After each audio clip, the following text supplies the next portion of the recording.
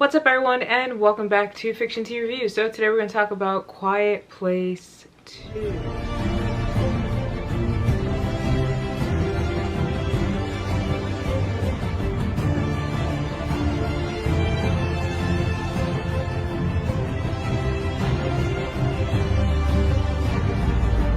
This video is brought to you by my self-published book, Rain. It is a psychological thriller about a group of young adults in a psych ward who get this new counselor that's trying to understand their mental illnesses and trying to understand them. But then the counselor shortly learns that these kids might not be crazy and that this place is actually making them crazy, all the while trying to figure out what's going on with him and his psychological demons and his problems.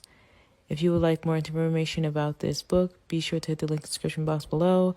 Supporting me and buying these books actually helps me to run this show. A Quiet Place Part 2 is a horror thriller. It's about an hour and 37 minutes. It is PG-13 and it came out this year. Plot: following the deadly events at home, the Abbott's family must now face the terrors of the outside world. As they continue their fight for survival in silence, forced to venture into the unknown, they quickly realize that the creatures that hunt by sound are not the only threats that lurk beyond the sandpath.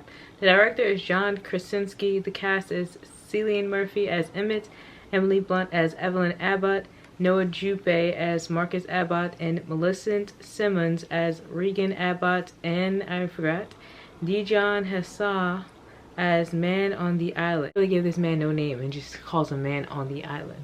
So first off, that opening scene gave me heart palpitations. I had anxiety. Even after the scene was done in the intro scene, I was like super tense and on edge, just like waiting, just scared, terrified. Intro scene reminded me of that scene in Dragon Ball Z where they're fighting Frieza, Krillin, Gohan, and you see like the outlining of how they feel and like their nerves rattling and electrifying.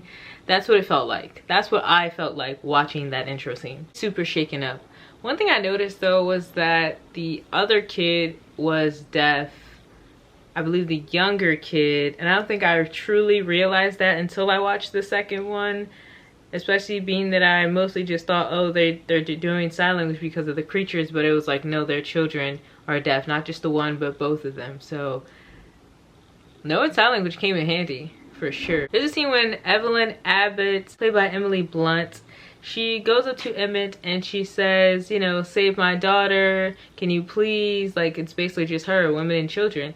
And it really highlights a moment for Emmett's character where it's like, well, damn, if you're not going to save women and children, like, what are you pretty much good for? Not to say that, you know, he kept himself alive for so long and he was able to do so, but it was like, here's this lady with this newborn baby and her child right off, this little girl. Yeah, they're not your responsibility, but at the same time, as a man, are you gonna step up and like help them? And it really challenged his character in that way. I guess it challenged his manhood and put it to question. He also was challenged when we thought that he took off with her little earpiece when she woke up, and I'm like, oh, don't tell me this guy left. Do not tell me this guy left. He took off. Because I thought he did.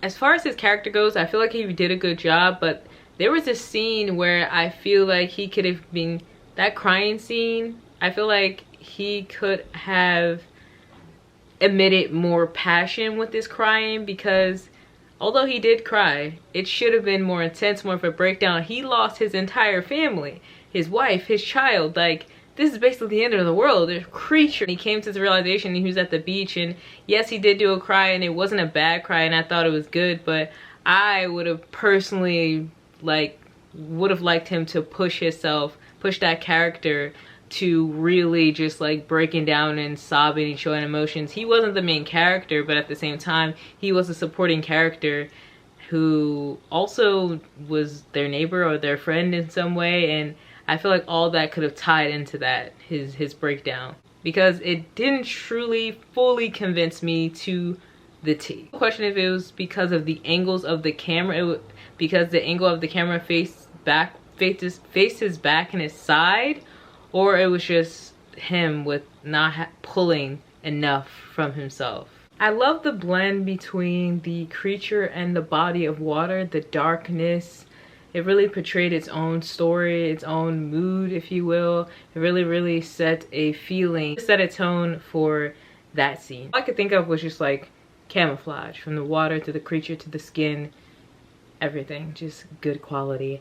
Another scene that I liked that wasn't visual related but action wise was when Emmett was fighting the guy and he wrapped him around the pole and then he quickly jumped into the water. I thought it was cool how they did that. Everything was so quick and the action sequence of that was just really cool. I thought it was cool. One last thing I want to say about the visuals is that it really gave me Stranger Things vibe when the daughter was in the office and that red and blue light was on her. That specific part really gave me Stranger Things, not in a sense of her being 11 or anything like 11's character, or even this movie being like the show Stranger Things, but there's something about those two lights and the theme of the kids being the ones who save the adults and ultimately save the world.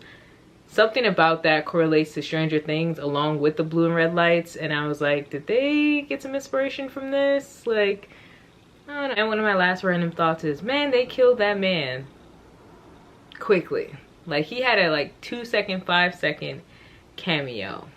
Man on the Island had a 2-second, 5-second cameo, and he was barely in this movie. That guy is way too good of an actor for him to have had that short scene, but you know. But overall, I liked the film, I enjoyed it, and I definitely recommend it for people to watch. And yeah.